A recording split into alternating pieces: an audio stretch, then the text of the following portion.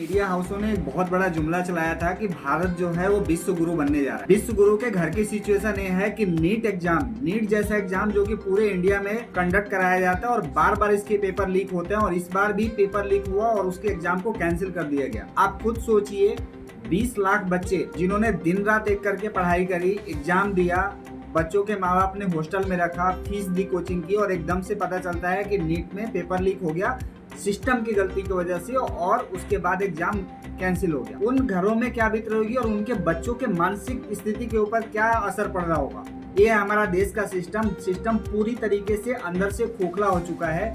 ऐसे कौन सी चीज है कि आप उसको कंट्रोल नहीं कर पा रहे हो। फिर बात करते हैं टेक्नोलॉजी की। इसका मतलब ये हुआ कि जो लोग लीक करवा रहे हैं उनकी टेक्नोलॉजी आपसे ज्यादा स्ट्रॉन्ग, आप रोक ही नहीं पा रहे हो। एक बार नहीं, पिछले 7 साल में ये घटनाएं बार बार हो रही हैं, लगातार हो रही हैं, उसके बाद भी इससे सबक नहीं लिया जा रहा है। दूसरी बड़ी चीज, सारी चीजें लगभग ठीक चल रही थी।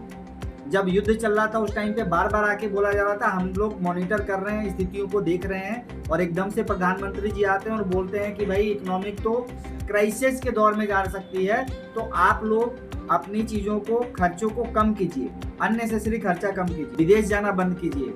बार बार अपील हो रही है कि डीजल और पेट्रोल को कम खर्च कीजिए। तो इन सब चीजों को देखते हुए इसका इम्पैक्ट क्या हुआ 2 दिनों में स्टॉक मार्केट में आपने देखा होगा। आज लगभग निफ्टी 450 पॉइंट और कल की गिरावट 300 पॉइंट, यानी 700 पॉइंट से ज्यादा निफ्टी में गिरावट आ चुकी है।